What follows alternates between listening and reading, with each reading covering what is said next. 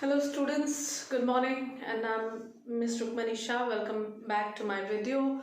And in today's second segment of the video of this chapter 11, as we have concluded in our first video that today we will be doing the tools which is required in genetic engineering. Okay, so we have mentioned in our previous section video the tools. There are 5 tools which are required, that is restriction enzyme, polymerase enzyme, DNA ligase, vectors and host. Okay, so let us start understanding the nature and the structure and the function of the tools. Tools of genetic engineering. So I'm writing in short GE, tools of genetic engineering. So there are 5 tools: restriction enzyme, polymerase enzyme, DNA ligase, vectors and host organism. Out of this two we have already discussed in our previous video section, that polymerase enzyme and DNA ligase, they play a very important role in DNA replication, and that DNA replication topic we have learned in chapter 6. Still in short, I'm telling you, what does polymerase enzyme do? It synthesizes the complementary strand against the template strand of the DNA. If the DNA replicates, if this is DNA, and when it replicates, they unzip, the DNA gets unzipped, right? And against that unzipped strand, the new strands which are formed here, right? These new strands are formed by DNA polymerase enzyme. Okay, and once the replication is completed, then your DNA appears to be like this. One strand will be the old strand and the other strand will be the new strand, and this new strand is formed by polymerase enzyme. Okay, so we will be seeing their role in the biotechnology, recombinant DNA technology. And what does DNA ligase do? Now remember, the other strand of the DNA, where it was forming in Okazaki fragments. So this DNA ligase, it helps these Okazaki fragments to join and form a one strand. Okay, so this DNA ligase in the molecular level, they help the DNA segments to join, the nucleotides to join. Remember, DNA is made up of the nucleotides, right? A, T, G, C. Okay, so this A, T, G, C bases, they form the nucleotide, and these nucleotides are joined whenever there is a fragment or whenever there is a cut. So they are joined by the enzyme DNA ligase. Okay, for joining they are used, this DNA ligase, and polymerase enzyme for synthesizing nucleotides. Okay, like how in DNA replication we see, for synthesizing new polynucleotide chain we require polymerase enzyme. So in genetic engineering also we'll be seeing that. Genetic engineering is also known as recombinant DNA technology. This term will be quite common for you while learning this chapter. Genetic engineering is also known as RDT, recombinant DNA technology. As we have seen in our previous video, how recombinant DNA is formed. In very simple manner, I have shown that a host DNA and a desired DNA, we make a cut in the host DNA and the desired DNA is inserted in it. Okay. Now we will begin with the other tools. So we will start with the vector. Okay. What is vector? Vector means the carrier. Okay, vector is a carrier. So remember in malaria, when you have studied malaria, the plasmodium parasite, it reaches to our body through a carrier, and that carrier is a mosquito. Okay, mosquito brings this plasmodium to our body. It is not the mosquito which causes malaria, It is the parasite which it is carrying in its salivary gland, and it injects it into our body, and that is how, with the help of that biting, the parasite enters our body, enters our bloodstream, and it causes the malaria. So here mosquito is a carrier and we call it as a vector, right? So here in recombinant DNA technology, we have a vector, and what does vector do? Vector carries the desired DNA. Okay, vector carries the desired DNA into the host organism. Okay, we will need a host organism for producing the products. We have seen the uses of biotechnology. It produces enzyme, it produces hormone, vaccine, right? And also it rectifies the defective gene. And through biotechnology, we can also make a genetically modified organism. Okay, we can genetically modify it in animal, and we can genetically modify a plant. Okay, the cotton plants which are commercially used in India, they are genetically modified plant. Okay, the cottons which you get right now, earlier we used to get the cotton from the regular normal cotton plant, but now the cotton which we get is the genetically modified cotton plant. From that modified cotton plant, now the plant has an extra gene in it. It does not have the original DNA in that cotton plant. Okay, some modification we have done in the DNA of the cotton plant, and that modification has helped the cotton plant to grow, to bring more and more cotton by avoiding the pest. Okay, so this has helped in increasing the yield of the cotton. So that cotton plant is a genetically modified plant.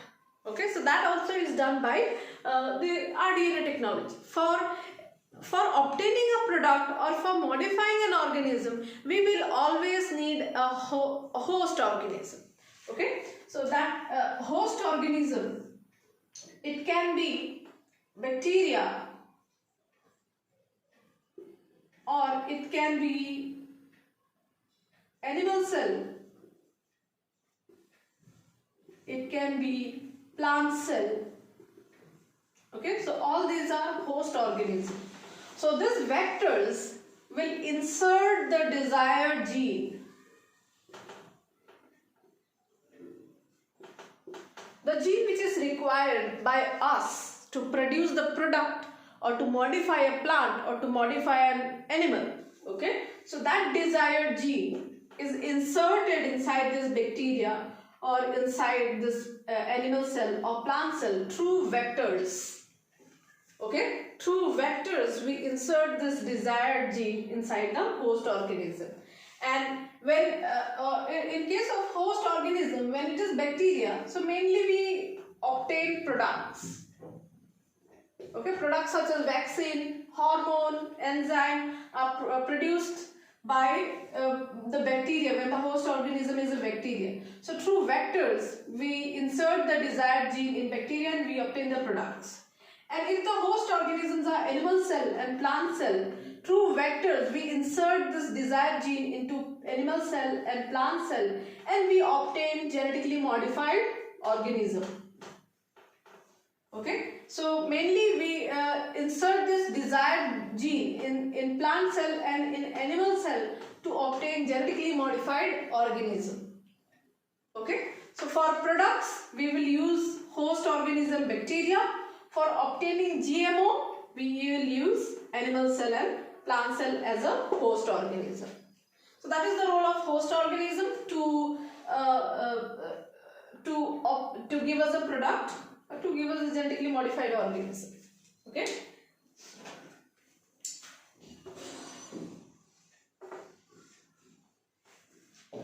One more thing the host organism provides us is, along with the bacteria. Now when you say bacteria, we will use bacteria's DNA as a host DNA. And when we say human cell or animal cell, we will use human DNA as a host DNA. So this will be a host DNA. The DNA which we will use as a host DNA will be from the host organism. So when you are using plant cell, so we will be using plant's DNA. So plant's DNA, animal's DNA, bacteria's DNA will be acting as a host DNA. Okay, and the desired gene Now we can obtain this desired gene from any source. So this desired gene can come from bacteria, or this desired gene can come from plant or animal or virus or bacteria. From any organism we can take this desired gene, okay, to make a change in the host DNA. So when you cut in the host DNA and we insert this desired gene, so how do we bring this desired gene inside this host DNA? Through vector. So that is the role of the vector, okay. To insert this desired DNA inside the host DNA, desired DNA or inside this host DNA, we will need a vector. We cannot simply put the desired DNA with our hand or with the injection or with any mode. We cannot simply put it inside the host DNA. We will always need a vector, okay. So let us see what vector, the function of vector we have understood. Let us try to understand its nature and structure. The commonly used vectors are bacteriophage, which is a bacteria attacking virus, okay. Bacteriophage is a virus which attacks bacteria. And the other commonly used vector is plasmid. Now remember plasmid? Plasmid was the circular DNA which was discovered by Stanley Cohen. Now because of this plasmid, at the very beginning of the explanation of this chapter, I have told you about restriction enzyme and plasmid. And because of restriction enzyme and plasmid, biotechnology was possible. Now this plasmid was discovered by Stanley Cohen. And what is this plasmid? Now we know vector, there are two kinds of commonly used vector. One is bacteriophage and one is plasmid. Now what is bacteriophage? We know it's a virus, right? So virus which attacks bacteria, that is known as bacteriophage, and that is generally used in as a vector. And which is widely used is plasmid, commonly used. Okay, we can also use this, but this plasmid is commonly used. Now what is this plasmid? Plasmid is a extracircular DNA. It's an extracircular DNA found in eukaryotic cells,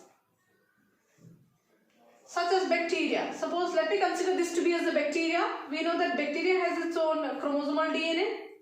Now, apart from this chromosomal DNA, bacteria also possess a circular DNA. Okay, so this is the bacteria. And this bacteria possesses a chromosomal DNA. Along with it, it also possesses circular DNA. And this circular DNA is known as plasmid. And this plasmid will help us to transfer the desired gene into the host DNA. Okay? So this plasmid will help us to transfer the desired gene into the host DNA. So that's why this plasmid is known as vector. Okay? So we will see the structure. So structure of one of the commonly used plasmid you will find in page number 199. The plasmid which is commonly used in biotechnology is PBr322. PBr322 is an example. There are so many plasmids available. Different types of plasmids are available. But the plasmid which is commonly used is PBr322 plasmid. Okay, and the structure of that plasmid is given in page number 199. Please refer to that diagram. Okay, so what are the natures of, what are the qualities on the basis of which plasmid is taken as a vector? Why?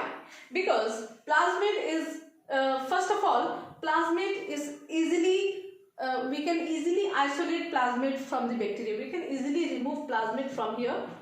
We can take it out, plasmid outside, and we can again easily put it inside. So easy isolation. One of the important property is easy isolation. Okay. Second,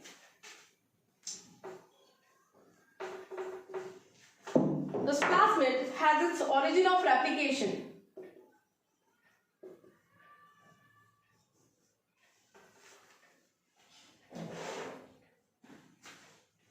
Origin of replication. In short, we call ORI. So this plasmid has, so this is a plasmid, it has ORI. So what does ORI do? Recall from chapter 6, DNA replication. Where does the replication starts? It starts from the origin of replication. So a DNA, if do not have ori, then it cannot replicate. Okay, we know that the main chromosomal DNA, this is the chromosomal DNA. Main chromosomal DNA always have ori. So that's why this chromosomal DNA can replicate. Now if there is any other DNA which do not have ori, then they cannot replicate, they cannot increase in number. So this plasmid has ori, it has origin of replication, so they can replicate on its own. They don't depend upon the chromosomal DNA. They can replicate and multiply and increase, such as 100 and thousands in number they can increase. They can replicate on its own. Why? Because they have ori. Origin of replication is present. Okay, so that is what it makes them an ideal vector. Okay, some other properties are also there. Now since they have ori, they can replicate on its own, but along with it you also see that they make a high copy number. High copy number means, see, if this is a bacteria having one DNA and having one plasmid, okay, when bacteria multiplies after 20 minutes, so bacteria becomes 2. From 1 it becomes 2 after the replication. The chromosomal DNA will become 2, right? But this plasmid, it can multiply on its own. It does not depend upon the division of the bacteria. It can multiply on its own and it can increase in number. And you can see, after one cell division, the chromosomal DNA has become from 1 to 2. It has become 2. But plasmid, from 1, it has become 10. Right? So that is called copying, high copying number. Okay. So how it is becoming? It is becoming, they replicate very fast. Okay. They don't depend upon the chromosomes replication. So chromosome has replicated once and it has become 1 to 2. Here 2. Right. Whereas plasmid, it has replicated 5 times and it has become 10. So the replicating speed is faster in plasmid than the chromosomal DNA. Okay, so that's why it makes a high copy number, and that is what it makes a very good vector. So these are some properties which makes plasmid a good vector. Okay, another 2 properties we will see, that it has a selectable marker. These are some good properties which we have already seen, 1, 2, 3. Now some other property we will see, it has a selectable marker and it has a recognition sites.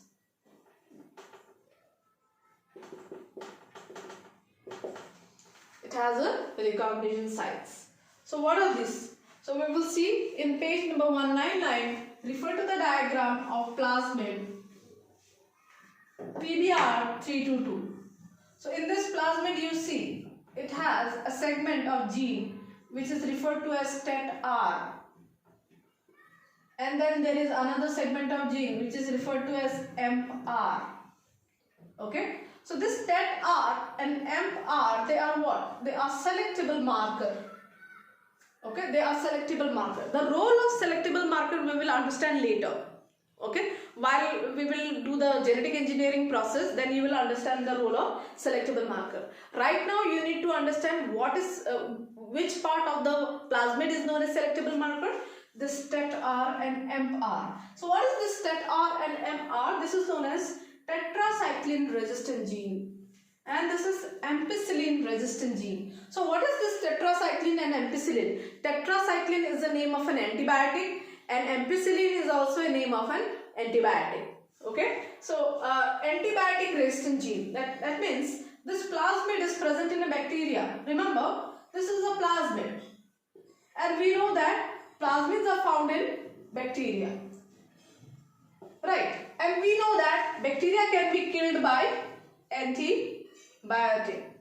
So while we discovered antibiotic, after discovering antibiotics, so many antibiotics have come in the market. Why not there is only one antibiotic to kill the bacteria? Because since we have started using antibiotic, the bacteria has modified, they have mutated, they have modified, they have adapted, and they have developed a gene in them which can resist antibiotic, right? So that is why it is called tetracycline resistant gene and ampicillin resistant gene. So antibiotic tetracycline will not kill this bacteria, antibiotic ampicillin will not kill this bacteria. For that you will have to use some other antibiotic, okay, because this bacteria can resist tetracycline antibiotic, this bacteria can resist ampicillin antibiotic. So this ampicillin resistant gene and tetracycline resistant gene is known as selectable marker.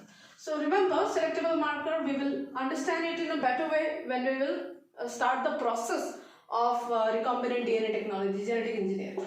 Okay, while we are learning tools, we will not understand it. Okay, so let us keep it for the process, the methods, when we will start the method, the steps. Now, recognition site. The next is recognition site.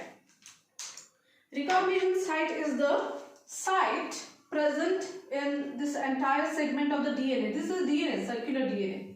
So it has several genes in it.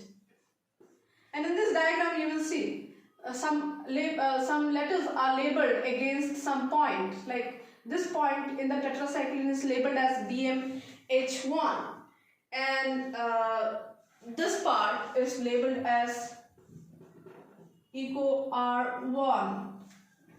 And then there are some other parts which are labeled as HIND, HIND3, PVU2 and SAL1 and PST1. All this labeling which you see outside is the restriction enzyme. Okay, and this restriction enzyme, remember what is restriction enzyme? It is also one of the tools, restriction enzyme, right? So this restriction enzyme, these are names of some restriction enzymes. And this restriction enzymes, they can make a cut here. So this location where they can make a cut is known as recognition site. So E. coli is also a restriction enzyme which is labeled here, and this is the site, location where this restriction enzyme can make a cut. So this is known as recognition site. So in this PBR322, there are 1, 2, 3, 4, 5, 6, 7, 8 recognition sites. Okay, 8 recognition sites. Please refer to that diagram. And plasmid, it has origin of replication. Okay, so this makes plasmid an ideal vector. Okay, because it is easily it can be easily isolated. It has origin of replication. It can make a high copy number. It has a selectable marker, tetracycline resistant gene, ampicillin resistant gene, and it also has recognition site in which restriction enzyme can make a cut. Okay, it has a recognition site here, where restriction enzymes such as VAMH1, E. coli1, and SAL1, PST1, CAL1, HIN3 can make a cut. So all this which is labeled outside, they are restriction enzyme. So in our next video section, we will understand, we'll try to understand the nature and function of restriction enzyme. Okay, I hope you have understood this video. If you have not, please let me know. Thank you and have a good day.